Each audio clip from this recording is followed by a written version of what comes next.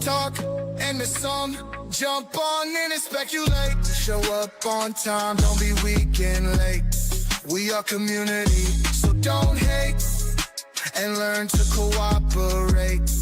Yeah, hit that like button and do your thing. 5 membership will get you in. So let's talk dogs and don't waste no time. Monday 7 p.m. Don't come doing the HATE. Otherwise Hollywood will give you the BYE.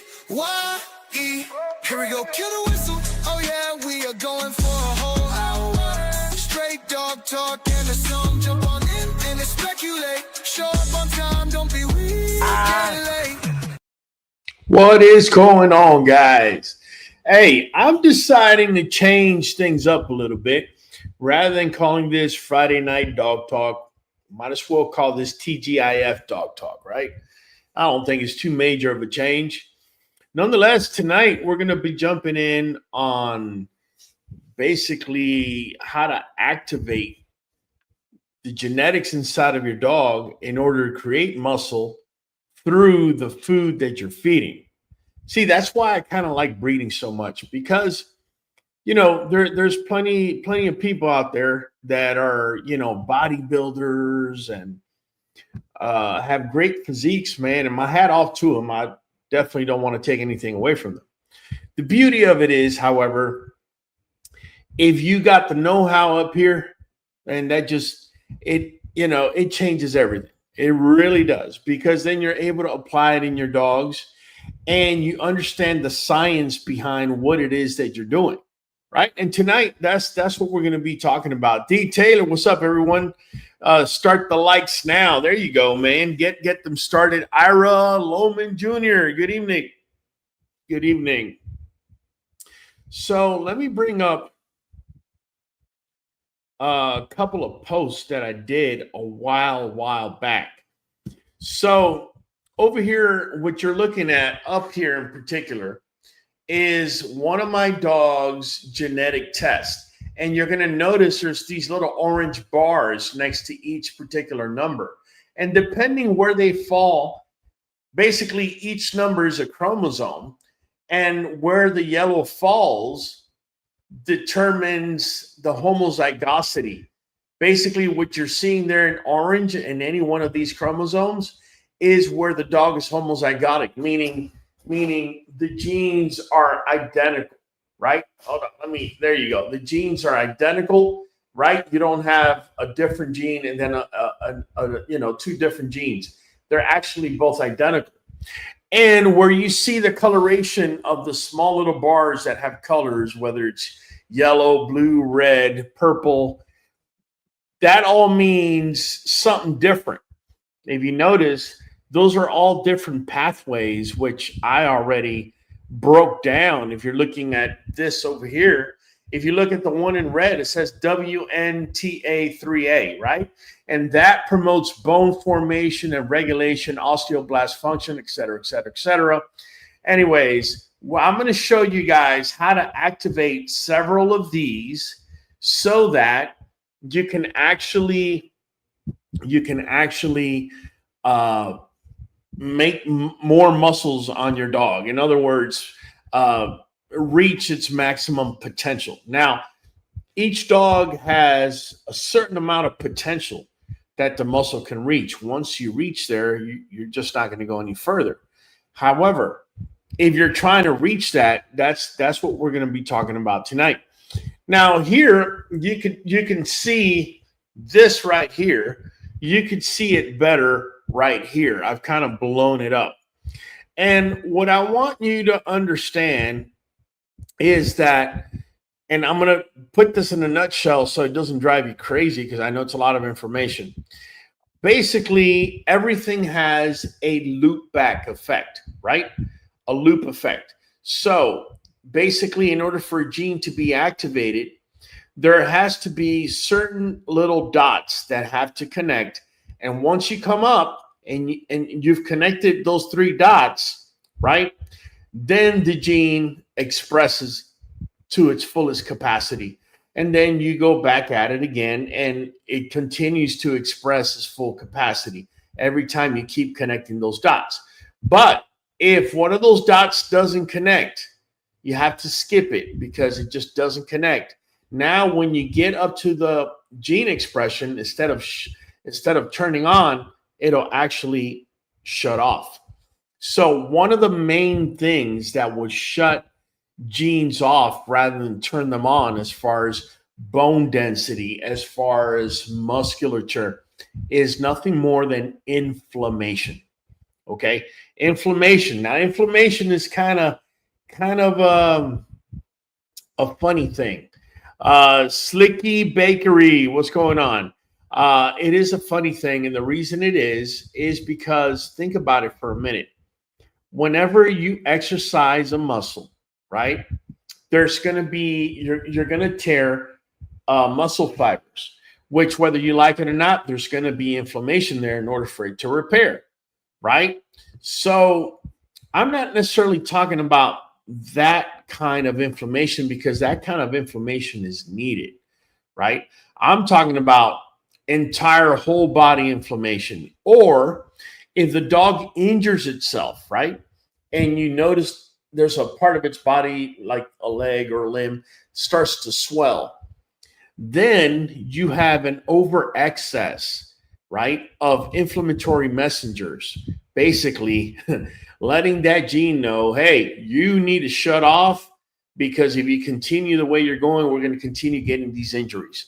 That's how the body kind of, figures everything else out through a loop back system, right? If we do this, we do this, and we do this, and there's no inflammation, then we activate the gene, right? And then we go back to the loop back. And as long as these three dots are getting are being touched with one another, then it continues to allow that gene, or send the message for the gene to continue to activate and keep pushing it out, right? We got Mr. Christopher Holiday. What's going on, brother? Nothing but love for you, man. Ira Lawman, with a dog with East West, is it genetic or poor care? We're not on that subject today, my friend. I'm sorry. All I'm going to tell you is it could be both. It really can. My suggestion is make sure to have your dogs on a supplement and feed them raw to try to correct what you can, okay? Nadie XL's turmeric with black pepper. Okay, turmeric is an anti-inflammatory, right? So that's going to be one of the things I'm going to show you guys here today. Treasure Peace Kennels, good evening, fam. What's going on, Treasure Peace? Number love. Ask LMA says, I'm trying to build my German Shepherd's muscles up. I was in bad health for 3 years, so he did not get much exercise. We're now twice a day. Don't want to overdo it. Yeah, twice a day, you may be overdoing it. You should, if you're going to be doing twice a day, you should be doing every other day. So I'm going to show you guys how similar it is to build muscle in a dog as it is in a human. You must give them rest. It is in the rest stage that muscle actually is able to repair itself and grow. Detailer says, wow, I've noticed that as a human, I have Crohn's disease. I'm noticing a flare-up. Not only is it harder to work out, but affects my results or abs showing until inflammation in the body is down. This is correct. People underestimate inflammation. Let me give you guys a little background, right? I'm a nurse. I think I've told you guys this, but if there's anybody else new, just throwing it out there. Sometimes, for example, you can wake up and you feel tightness in your hand if you were to ball up and make a fist. A lot of times that could be swelling. Now, I'm not saying that, oh my God, you have heart issues or anything like that. It could be quite a variety of reasons why you're swelling. One of them could be you're eating too much sodium. You're eating too much sodium in your diet or whatever. And you have extra water retention, which is going to make you feel like you're swollen, right? But my whole point is, and I'm glad you brought that up, Detailer, is that inflammation, there you go. Inflammation is something that we overlook, especially when we're dealing with dogs, right? I have plenty of times had somebody consult me with a dog, and I'm looking at the dog and I'm like, your dog looks like it's inflamed. has inflammation either around its mouth, I've seen, or in the hind legs, and people don't necessarily pay attention to that, right? Hind legs, especially the lower half, below the knee, it shouldn't be looking meaty. You know what I'm saying? If it's looking meaty, if it doesn't always look meaty, if it hasn't always looked meaty, then it's possibly inflammation. That's important to know. Happy Friday, says Carmelo and Chica TV. All right. Shade Tree says, I have Crohn's too and use turmeric for pain. There you go. So, Whirlwind Jet 2319. You got it. So, guys, the basis of building muscles in your dogs, okay? I have heard in this community many people say, oh, these dogs, it's all genetics. BS, it isn't genetics. Genetics definitely plays a key role. Don't get me wrong. But I have made this comparison before. I'm going to make it once again. If you were to have two dogs that were twins, okay, identical twins, and you had one with a yard space of about an acre, and the other one you turn around, you put it in a little parakeet cage when it's a puppy. You put them in a parakeet cage when it's a puppy, and you let them both grow. You're feeding them both the same, right? Sooner or later, the one in the parakeet cage is just not going to be able to maximize, right, its growth, because there are environmental factors, that cage that's not letting it grow, that are going to suppress, the dog's state of mind. And that is going to break that loop back effect that we were talking about when genes need to activate, right? Miss Frady Strivia, hello, fam. Hope all is well. Absolutely. Sulema Santiago, hello, fam. Nadine says, I use turmeric and black pepper for my arthritis. I do as well. LMA says, thank you. You got it. Davidson K9, Canada says, salute Slicky. All right.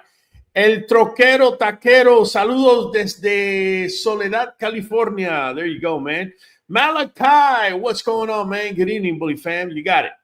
So I just throw that analogy that if you put a dog in a little parakeet cage and you have another dog running around in an acre and they're both identical twins, the one in the parakeet cage is just not going to develop as well as the one running around in the 1 acre.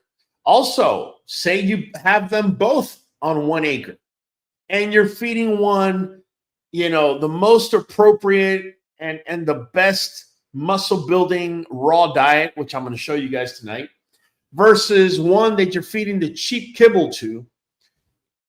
You allow about 1.5 years, 2 years to go by and you put them side by side, they're not going to be identical. One is probably going to be suffering from allergies, and that allergy, that internal allergy, is being caused by too much sugar, which in turn is going to cause inflammation. And that inflammation will also start turning off a lot of these gene patterns, right? So you see, it's not all, whether you like it or not, it's not all genetics. It's not all nutrition. It's not all exercise, and it's not all environmental. It's those 4 things working together in harmony in order for you to be able to maximize your dog.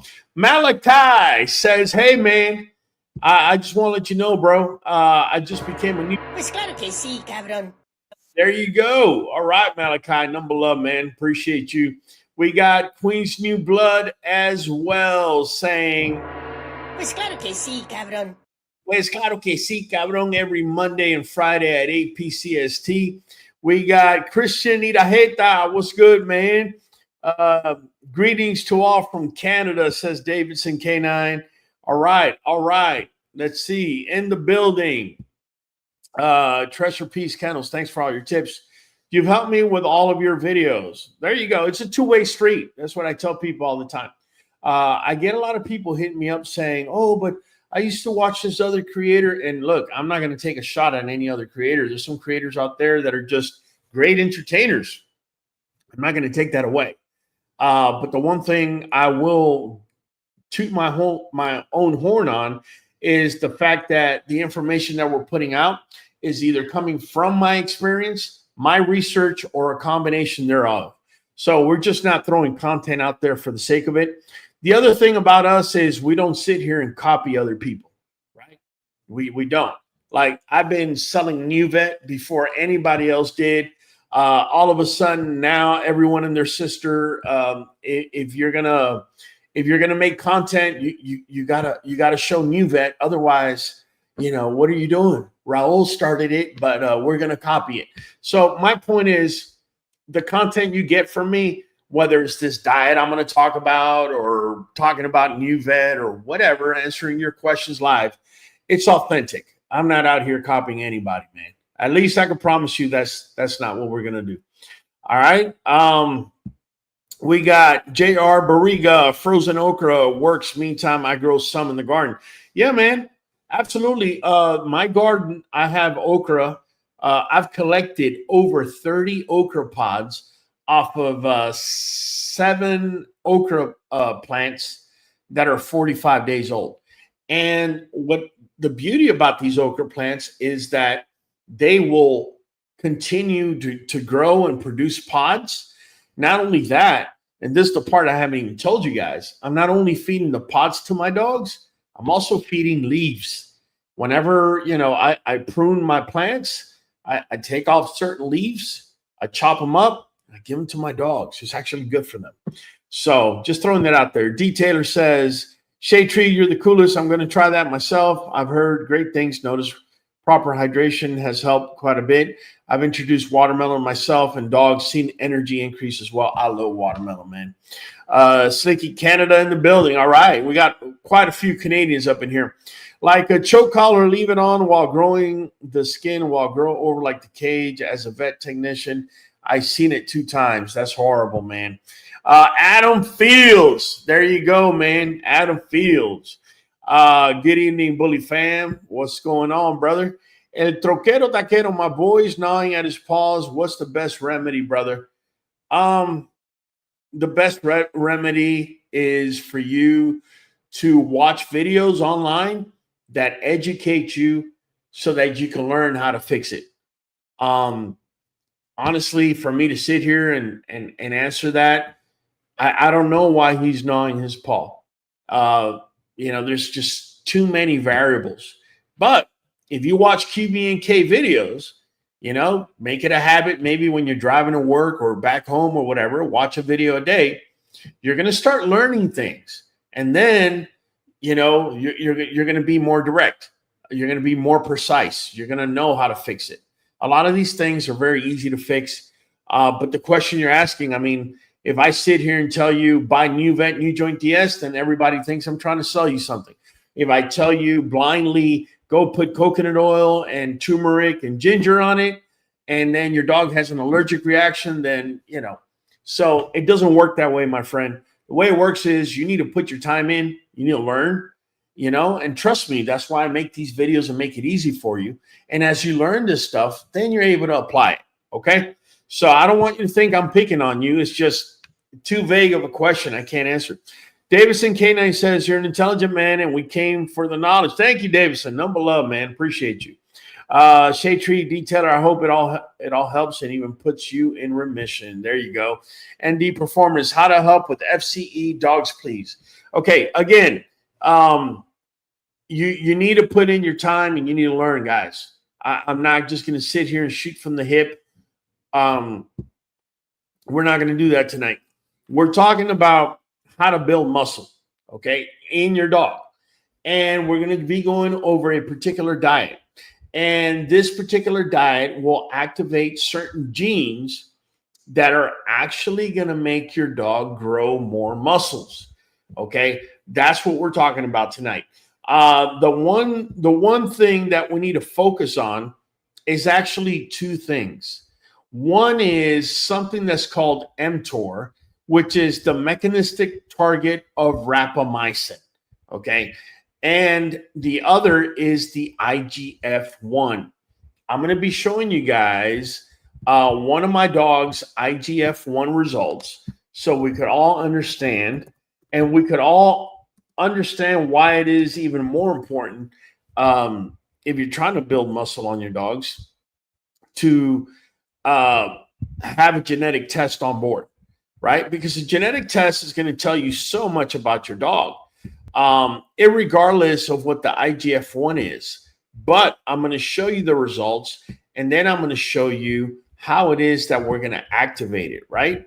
But more importantly, let me get to the IGF-1, and let me just show you what that is, right? So let me go ahead and bring that up. And we could definitely deep dive into this. All right, here you go. That is this right here. What you're looking at right here is the IGF-1, which is basically the mammalian growth hormone. Okay, and this particular dog has a letter N for large and a letter I for intermediate or small. Okay, I'm going to go ahead and open this up. And Embark is really good at this, at explaining it. It says the I allele is associated with smaller body size, right? That's the letter I. This boy has an N and an I. So not only does he have the ability to produce bigger dogs with a bigger female, he also has now 2 different pathways to build muscle. He could either build muscle through the pathway with the letter I, or he could build muscle through the pathway with the letter N. Okay, so he has basically 2 ways of producing muscle. That, say, a dog that had 2 letter N's or 2 letter I's, they're pretty much stuck with that one pathway. All right, it's really important to know.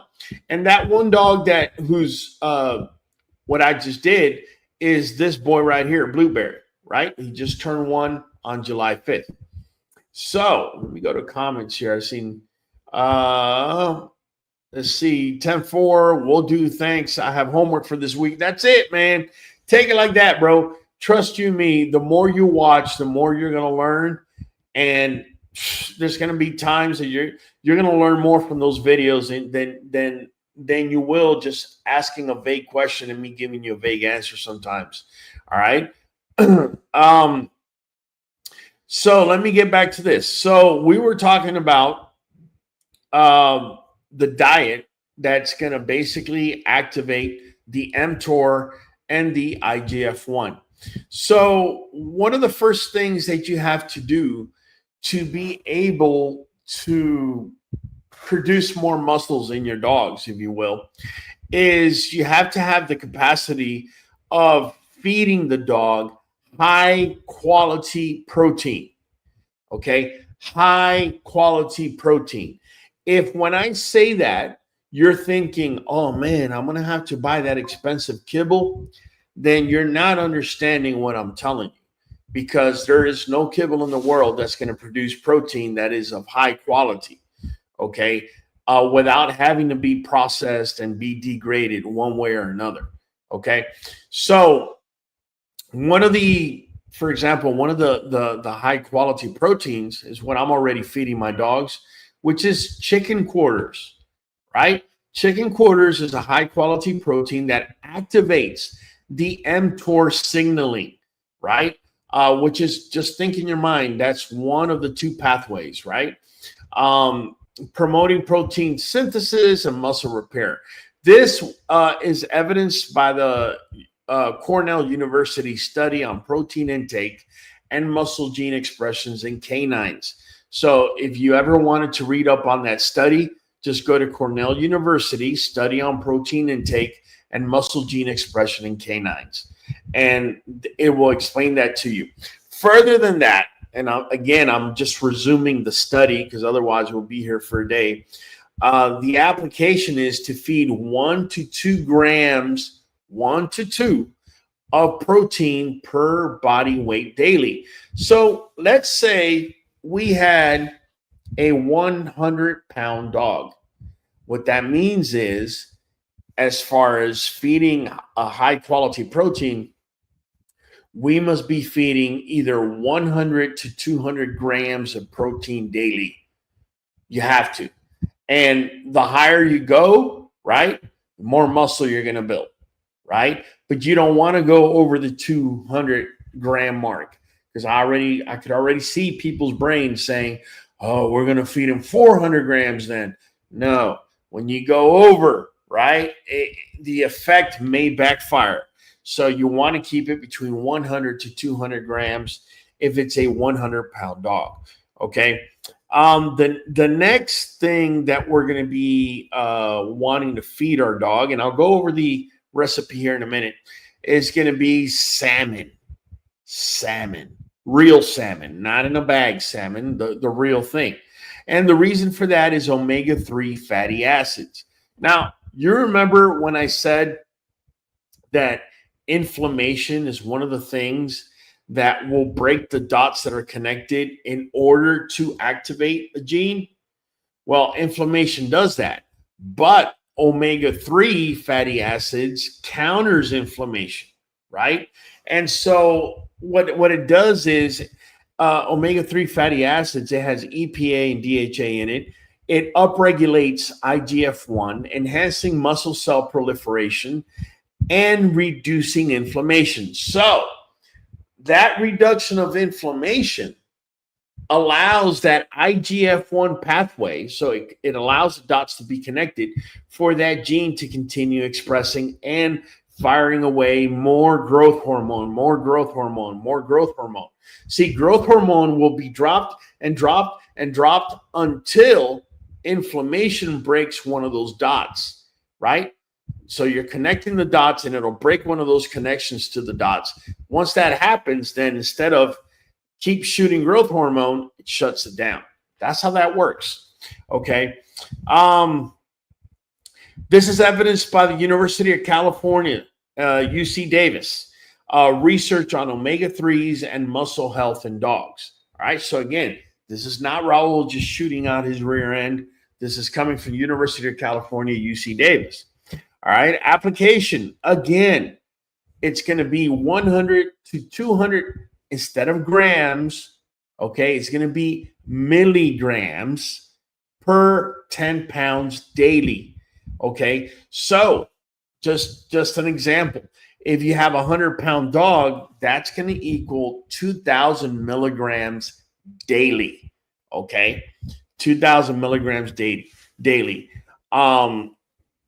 The next thing that we're going to talk about that also activates, this one actually activates the mTOR rather than the IGF-1, is eggs. And that's because eggs are rich in one thing that is called leucine. Okay. And that triggers the mTOR anabolic pathways, right? For the building of, right, muscle, boosting muscle protein synthesis, right? This is evidenced by Tufts University study on amino acid impact on canine muscle growth.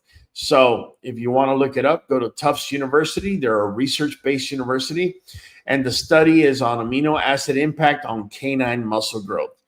Application, now hear this, is one egg per 20 to 25 pounds daily. If you have a 100-pound dog, that's going to be 4 to 5 eggs a day, right? In order for you to maximize, you gotta think bodybuilding. If you want to just continue feeding at a lower rate, then you're not gonna get that expression that we're talking about, where you want to maximize it. Let's see here.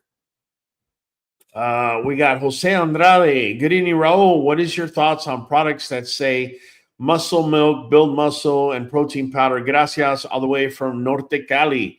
Thank you, Jose Andrade.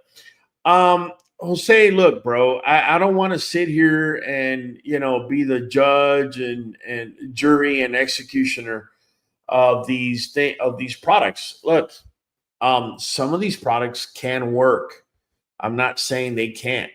What I am saying is the stuff that I'm talking about is how to do it naturally. I don't know that their processing methods are natural. I don't know that they're adding things that may be made in a lab in order to make your dogs more muscular. I'm going to go the natural pathway in doing it. and something that everybody could just simply go to the grocery store. I'm going to let you guys know already. The only supplement that we're going to be adding to this particular recipe is Nuvet NuJoint DS. That's it. And if you want to know the reason why, they're all listed right here. I'm not even going to read them for you tonight. You can figure that out. I have nothing against other products. I have tried other products in the past.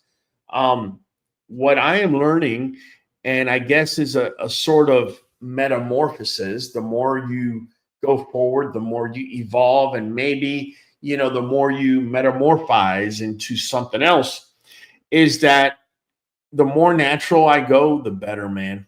The more natural, whether it's shampoo, whether it's food, whether it's whatever, the more natural it is, the better it's going to be, the better the result is going to be.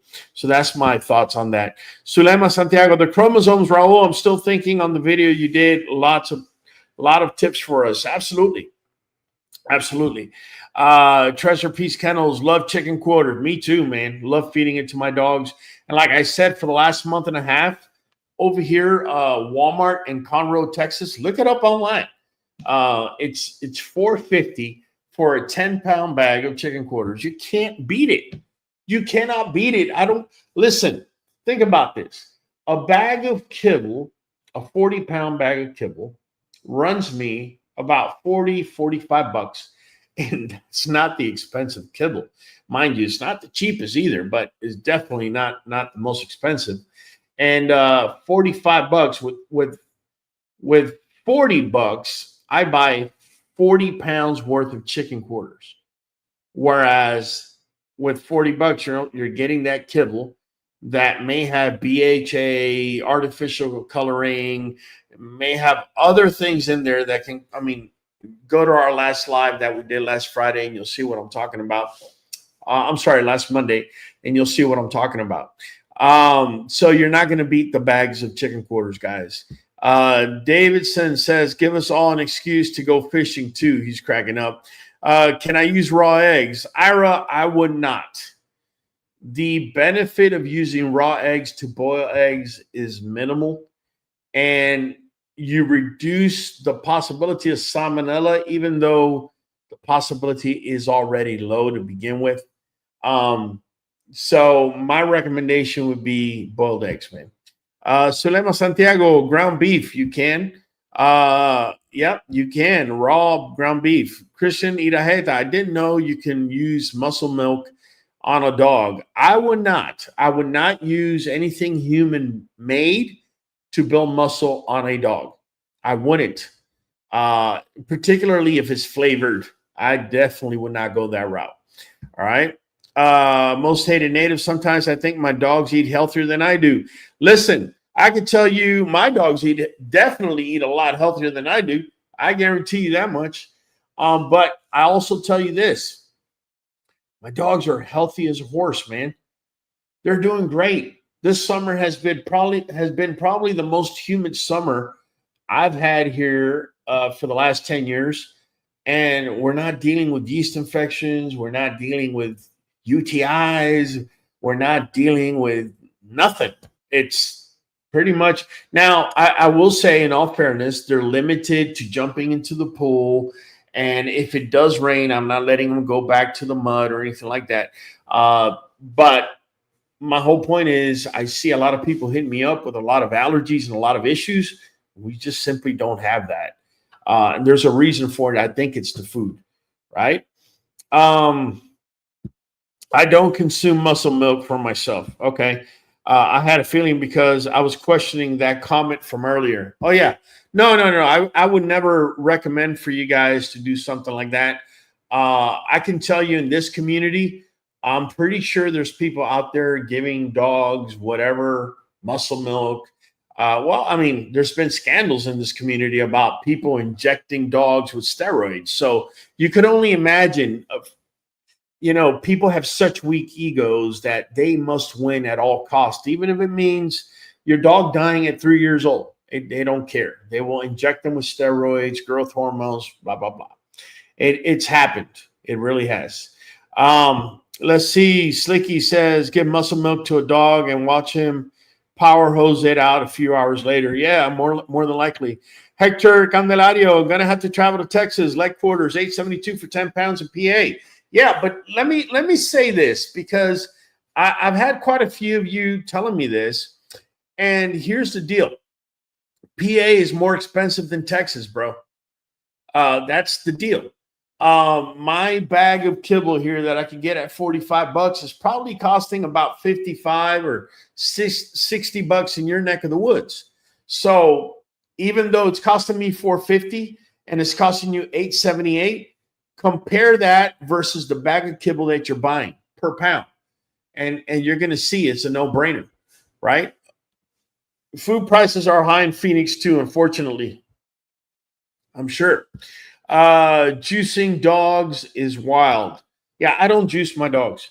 I do give them fresh vegetables. Right now, like I said, guys, I currently have 7 okra plants. They given me like 30 pods, but literally I planted them 45 to 50 days ago, anywhere in between there now. And they've already produced easily 30 some odd pods of okra, and they're about to produce some more. It almost seems like every morning when I go back there, I'm getting 4 or 5, 4 or 5, 4 or 5. And they're like yay big. So I'm going to double up on that. And I just planted today 7 more. I know it's not gonna, I'm not doing it for cost cutting or anything like that, because literally 13 plants is really not going to make much of a difference. But I am slowly going in that direction where I'm going to be growing my own garden. And right now it's going to be 14 okra plants. And then what we'll do is we'll double that to 28, then 56, then, who knows, 112. And once you have 112 okra plants that are dropping pods the way these guys are dropping pods, then I can actually align my dogs to be eating this. And okra is really good. It's a good soluble fiber. It reduces inflammation, yada, yada, yada. And it's growing here in my garden. So I'm just food for thoughts for you guys. Novelty says here in Alaska, the 10-pound bags of chicken quarters are $10 and something cents. Right. How much is a bag of Victor over there in Novelty over there in Alaska? Because I'm pretty sure it ain't no $45. And so, like, that's why I say you have to divide the kibble by what you're paying, its weight by what you're paying in pounds, and get a price per pound, and then do the same with the chicken quarters, and you're going to see that you're going to be better off with the chicken quarters. Javier Noriega, juicing dogs. I think he meant giving them steroids. Okay. I'm sorry, man. That's what happens when you're getting old, bro. Yeah, man. Yeah. You got some real popular dude in this community, breeder. They will do anything to win. Anything to win. And when you ask them a question and they don't know the answer to it, they'll talk to you and everybody else like they know the answer, and you're the problem because they're always right. They're never wrong. I'm just throwing that out there, man. Davison says, yeah, I meant giving dogs steroids is ridiculous. It is. It is. Novelty Victor is like $80 for a 30-pound bag. There you go. So Novelty, if you're paying $10 for a 10 bag of chicken quarters, you're literally paying $1 for a chicken quarter, right?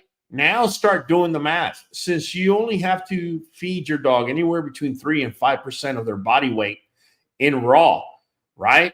Now bells and whistles should be going off in your brain that the chicken quarter is just so much cheaper than this stuff over here. Just saying, man. Let's hit them like buttons, man. I like that, V. Appreciate you, bro. In fact, you know what, V? I have this new little gadget over here. Yeah, here it goes. Booyah. How about that? Like and subscribe. Woohoo. Look at that. We're doing Q&A as this little thing came up. And, like and subscribe, guys. Like and subscribe. So check this out. The next ingredient we're going to be going over is going to be sweet potatoes. Now, a dog builds muscle much like humans do. you're going to need protein, but it's not just protein you need. You're going to need carbohydrates. Now, you don't want to feed simple carbohydrates like rice.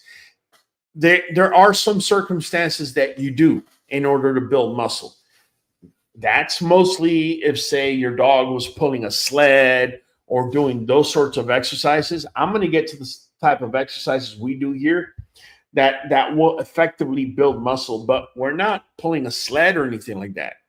So if I had a dog pulling a sled for a good 20 minutes, then yes, I would definitely be feeding him protein and rice, a simple carb, as soon as he finishes doing that. But because we're not doing that, I'm going to be feeding him lean protein, right? Chicken quarters and salmon. And the reason we're going with sweet potato is because it's a complex carbohydrate, okay? Which means it doesn't spike the blood sugar and then drop as fast as maybe rice, bread, and potatoes do. What it does is it'll slightly elevate the blood sugar, but it'll keep it up there for a good amount of time, right? And that's what you want when you're trying to build that muscle. And this is evidenced by the Colorado State University research on carbohydrate effects on canine performance. Again, this is not just coming off of me making something up. This is coming from a university study. It says the application is a quarter cup of cooked sweet potato per 10 pounds of dog. Okay, so if it's 100-pound dogs, think about that. You're talking about 2.5 sweet potatoes, right? This is if you're trying to enhance the dog's muscularity. If you're not trying to enhance the dog's muscularity, you could feed a little bit less. All right. The next ingredient I'm going to tell you is probably going to surprise many of you. I'm not going to lie. It surprised me. And I'll tell you why it surprised me. And it surprised me. And it's a one ingredient that I don't feed in my yard because, in fact, I just dropped a short today talking about it. The ingredient is spinach. Spinach has been known to cause both kidney and bladder stones. And that's the reason why I don't constantly feed it here in my yard. Instead, I feed green beans, right, and carrots. And then I'll do that. And then in between, we do sweet potato. Those are my go-to, right, my preferred go-to. But if you're trying to build muscle, you should consider spinach in the right amounts. And the reason for it is that spinach contains nitrates and antioxidants that enhance blood flow and activate genes for muscle recovery. Let me say that again, because that's what makes spinach key in this whole thing. Okay. So we know the process of, bodybuilding, for example, or exercising your dog to build muscle. We want to make tears in the muscle, right? And then we want to give the dog the following day an entire day of rest, right? Chill, so his body can repair, right? Well, spinach contains nitrates and antioxidants that enhance blood flow, right? But are specific in activating the genes for muscle recovery, right? So basically what spinach is going to do is going to make that recovery time come down, right? Because you got to realize, and when I do this, let's equate it as the muscle being ripped, okay? So you understand what I'm saying. So when the muscle gets ripped, now it starts building. While it's building, there is inflammation there. And it's obviously sending inflammatory signals. I've spoken to you about connecting the dots, right? What breaks a connection is inflammation, right? So if this thing is going to make your recovery time become faster, then that reduces the amount of inflammation signals we're sending to either IGF-1 or mTOR, right? And those are the two that are going to allow the muscle to continue growing and becoming bigger and whatnot, because without those signals or those genes being activated, you're not going to be able to connect dots to begin with. if that makes any sense. And this is evidenced by the University of Illinois study on nitrate-rich foods in animal diets. Okay, the amount that you want to feed a dog is 1 tablespoon chopped per 10 pounds daily.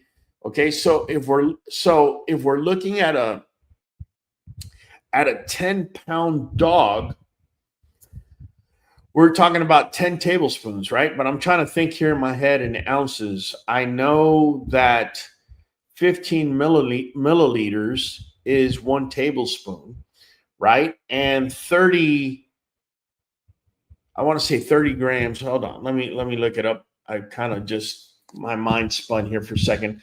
How many milliliters in an ounce, right? And right, so it is 30. Okay, so I was right. So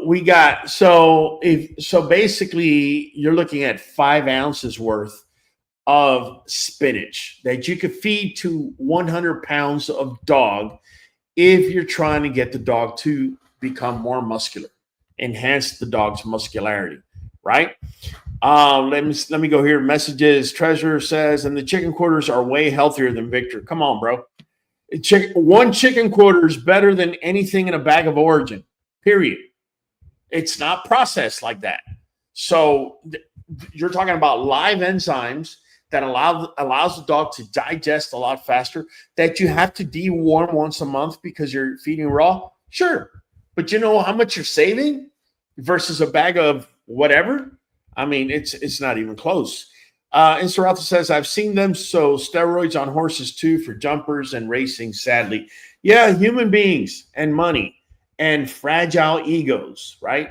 And small shoe sizes, to not say something else. Davison says, 50-pound dog would only need like 2 ounces of chicken, which isn't much. So my point to you is, this is why I've been talking raw forever.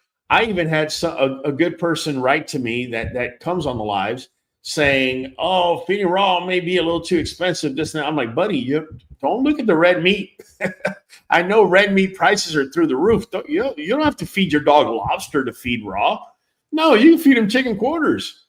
And I'm sure, in those places, like we just spoke with Novelty out of Alaska, those places where that bag is costing $10, go take a look at the kibble. It's going to be much more, right? Insurata says, and that was 49 years ago, says Insurata. Oh, yeah, when they were racing. Yeah. V. Ferrer says, sweet potato is a hidden gem for nutrition for both dogs and human. I agree. Now, I'm going to show you guys this recipe for a 100-pound dog so you guys can see what it looks like. Let me see here. And I'm also going to add, right? I'm going to add another ingredient. Actually, I'm going to add 3 more ingredients. That's what I'm going to be adding to this. So 100-pound dog, you probably be looking at, and we're going to talk cooked here for all sakes and purposes. If you want to do raw, you can, but I know the majority of you are not doing raw. It would be 20 ounces of lean chicken. This is what you'd be feeding the dog. 20 ounces of lean chicken and 10 ounces of cooked salmon. Now, whether you're feeding raw or cooked, salmon has to be cooked because salmon has a particular parasite inside that if you give it to your dog raw and they get it, it's game over. I'm just letting you know. Don't mess around with that. Eggs have to be cooked, preferably boiled rather than fried with some sort of vegetable grease or whatever. And you would be feeding, we said 4 to 5 large cooked eggs to this 100-pound dog daily. Sweet potatoes, you would be feeding approximately 2 cups, which is a whole sweet potato, a whole large sweet potato. Spinach, like I said, you'd be feeding an entire cup for a 100-pound dog. Other things that you must consider in feeding this 100-pound dog we've been talking about is going to be glucosamine, which is going to be in this blue bottle. and obviously the vitamins and minerals that are needed, which are going to be in the green bottle Nuvet. The reason you need to be feeding this is because as the muscles begin to grow, your dog's biomechanics, how they walk, how they move changes. If you don't believe me, if you happen to have a video of yourself walking 10 years ago, 15 years ago, and you take one now, and if there was a marked difference either in your body composition, whether you're more muscular or less muscular or heavier and then less heavy, whatever, look at the way you walked before and after, and you're going to notice there's a marked difference. That's called your biomechanics, and that's always changing depending on what's going on with your body. And so glucosamine, if you're going to be adding muscle, you're going to be changing the dynamic of how this dog's going to be moving. Really important to get glucosamine over here. Yeah, blue bottle. And make sure you have the vitamins and minerals that go with it. All right. Let me come on over here. The other thing that you can, if you wanted to add, okay, it's up to you, but you could add an additional 1,000 milligrams of fish oil. And again, that's to fight off the inflammation, right? Inflammation plays a huge role in mammals, especially when you're either trying to build muscle or you're trying to train, whether it's yourself or a dog for something. Inflammation is very key. The other thing that you need to add to this dog's meal would be a probiotic. Okay. So the probiotic would be like kefir, for example. And all you need to add is a quarter cup daily. That's all the dog's going to need with active probiotics going to the gut.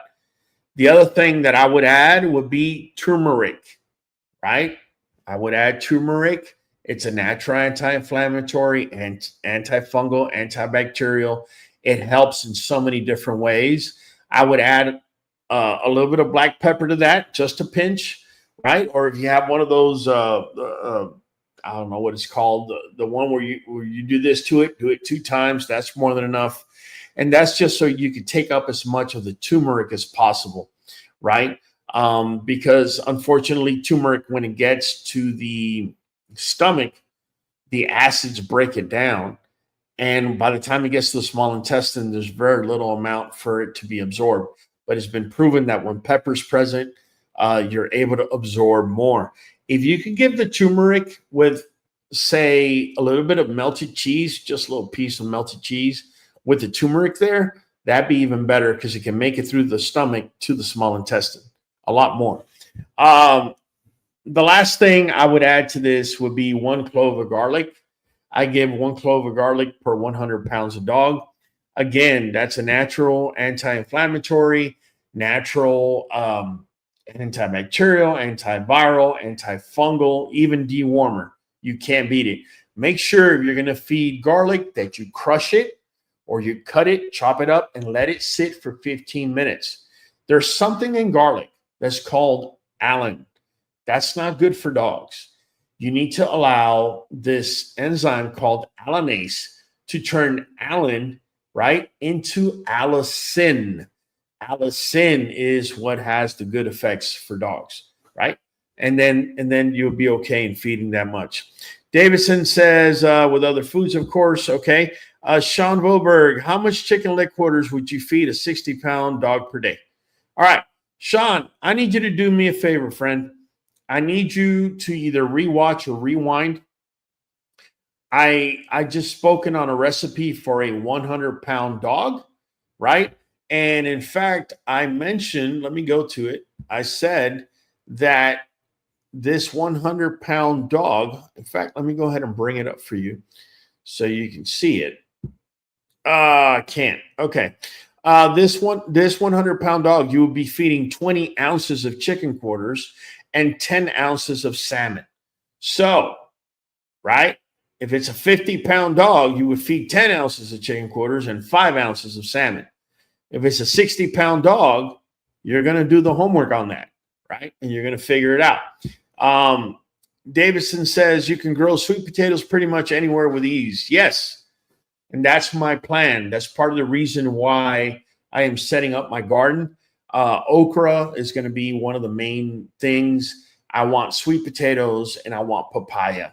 Papaya has an enzyme called papain that is an enzyme pretty much that breaks down fats, proteins, carbohydrates, allows the dog to take more in of what they're eating and make their digestion that much easier. Christian Idaheta, can tracking a dog's macros help with giving it a leaner look? Yeah, I know for a fact, Christian, that when I put my dogs on straight raw, they drop weight considerably. This is one reason why I'm still feeding cooked and some kibble. Now, I don't feed more than 10%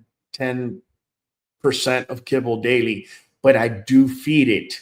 And the reason I do is because they just lose weight on me quite a bit. Okay. Now, with that being said, I kind of want that, especially in the summertime. Okay. Because if you have a heavy dog, a fat dog in the summer, you're going to have serious allergy problems. You're going to have a lot of skin issues, a lot of everything. So when I dwindle them down during the summertime, it completes a purpose, right? Once fall comes around, then we're going to start adding more carbohydrates to their diet and we're going to be fine. But summertime, I have found that in the wintertime, you can feed just about anything and get away with it. You're not going to have issues because there's less humidity, right? There's it's cooler temperature. They're able to withstand it better. It's easier for them to go from a summer coat to a winter coat, right? So they're going from a summer coat that's less dense, right, to a winter coat that's more dense. Think about it the other way around. When they're going from winter to summer, they have this dense coat that they got to get rid of in order to have more respiration, if you will, between hairs.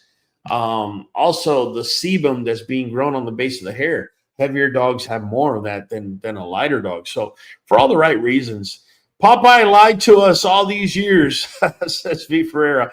Michael Higginson, loving the live tonight, my brother. Number love, man. Appreciate you. By the way, Michael Higginson got 100% confirmation on his litter. Guys, you need to go check out Creek Bank Kennels. He did a particular breeding with the late Trayvon Mobley. Trayvon Mobley had a female.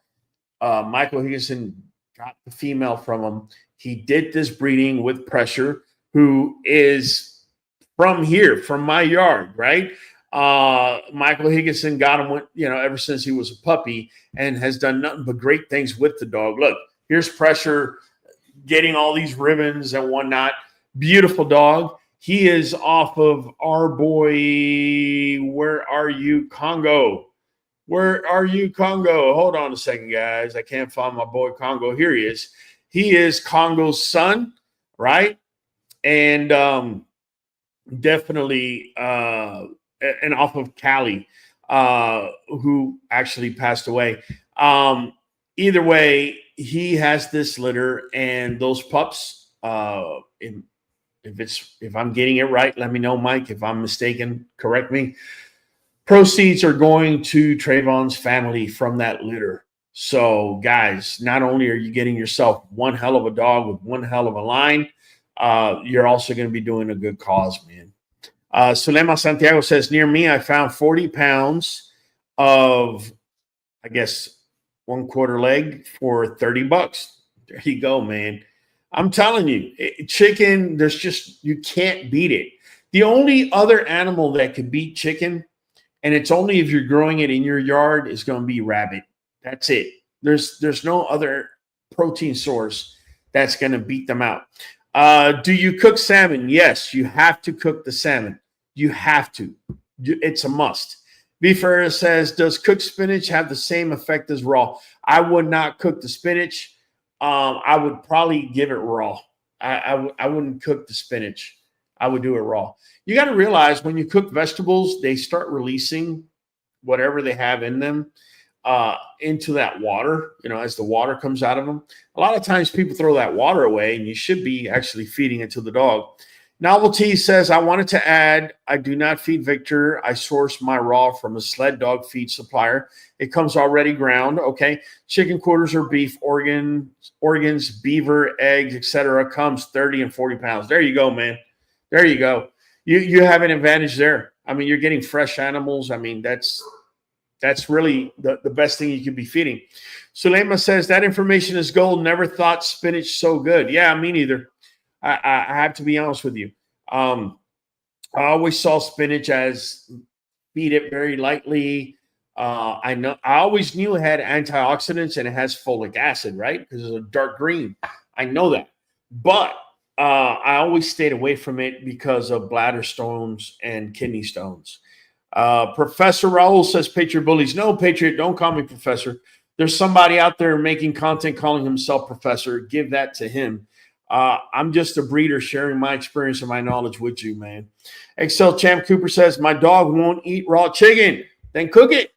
Just make sure you take the bones out because cooked bones do splinter. You don't want to feed them that. USA says, how much raw chicken? 2 cups of kibble. Again, USA, watch our videos, man.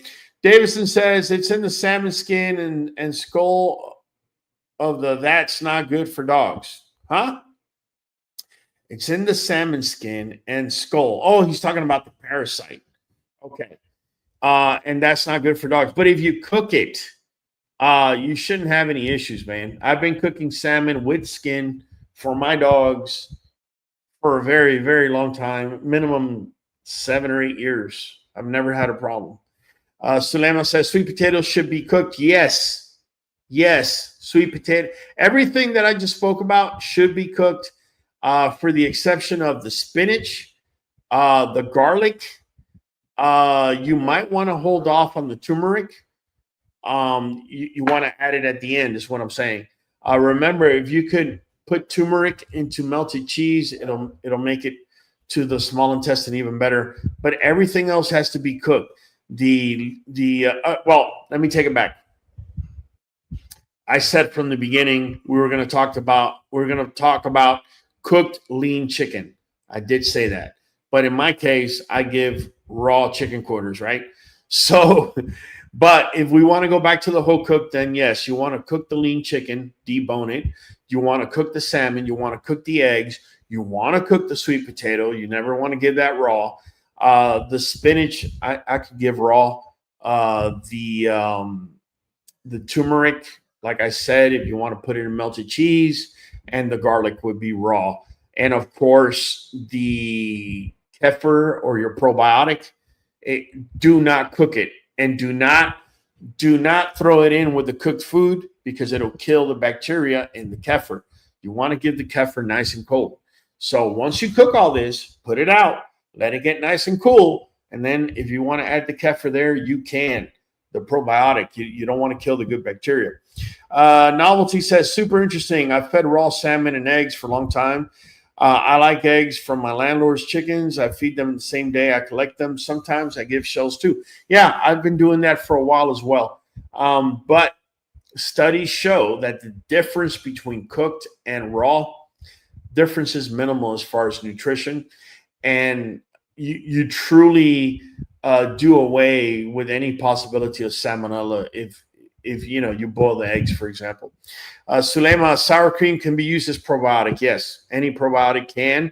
Just make sure that you have live probiotics in there. Don't just go get sour cream and that's it. It comes in there. Don't do that. If you're not sure, buy yourself greenies online. You can go to Amazon. They're called greenies for dogs. And those greenies have probiotics that if you buy the sour cream, you can put the powder over the sour cream, leave the sour cream out for a good hour or two, and then put it in the fridge. And then that's how you get some good probiotics in there. Are you talking about a pepper grinder? Yes, Louis DeMille. Yes, sir. You figured that one out for me. Treasure Peace Candles, congratulations on that litter. That's it from my boy Mike. Congrats, Michael H. There he goes. Thanks for all the good info tonight. We have had our babies on chicken and rice right now, and we love giving our dogs spinach. There you go, man. Ira Lawman says, thank you all for all you do for the community. Much love. Thank you, Ira. I appreciate it. I hope you guys pay it forward. Yeah, give us a share, give us a like, drop a comment. But if you have a friend, a family member that needs the information, point them in our direction. Let them check our channel out. Adam Field says, thank you for the shout out. Long live Trayvon Mobley. Always, man. BEK. Nothing but love, man. Novelty K9. I'll definitely make sure to cook the salmon from now on. Yeah, I would recommend that. Elaine Sanford, I'm going to try your yeast goulash stew. I've been peeking at your past videos. Very informative. All right. Shade Tree, I'm eternally grateful for QB&K, and QB&K is eternally grateful for you. Thank you so much, fam, for your support. Christian, you already know, man. I made that mistake before. My bad. Christian Idaheda says, apparently there are 3 types of parasites in salmon. Correct. Christopher Holiday, Adam, what's up, bro? Okay. Michael Higginson. Okay. Higgs. Okay, Hig, what's going on? I love it. Guys, that's pretty much all I got for you tonight. I'm not going to drag this out. We're going to be back on Monday. And just get ready, man, because we're going to continue hitting these natural sources and natural foods in order to make your dog's lives better. A lot of the problems that you have with allergies and, yeast and all this stuff going on has a lot more to do with what you're feeding your dogs than what your vet's trying to sell you. Don't forget, Nuvet NuJoint DS, 100% natural, cold pressed, never been recalled, made at human food grade level. Let me go to the 2 last comments. Thank you to everyone. We're excited about this litter. What do you feed your dog in the summer? Man, watch our videos. That's all I'm gonna say, guys. Listen, I ain't gonna drag this on. It's been Raul from the Q. We'll be catching you on Monday, 8 p.m. Here we go. Kill the whistle. Oh, yeah. We are going for a whole hour. Straight dog talk and the song. Jump on in and speculate. Show up on time. Don't be weak and late. We are community, so don't hate. And learn to cooperate. Yeah, hit that like button and do your thing. 5 membership will get you in, so let's talk dogs.